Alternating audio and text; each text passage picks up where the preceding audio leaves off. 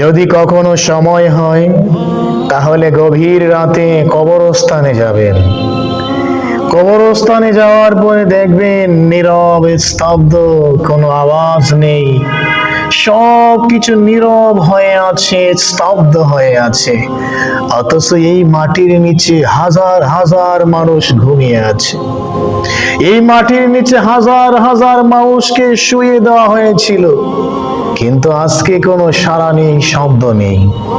এই নীরবতাকে একটু অনুভব করবেন, নিজের মনকে একটু জিজ্ঞাসা করবেন, মন, একদিন তুমিও তো এই মাটির নিচে চলে আসবে, তুমিও একদিন এই নীরবদের কাতারে, এই নীরবতার সারিতে শামিল হবে, তুমিও একদিন এই নীরবতার মজলিসে চলে আসবে।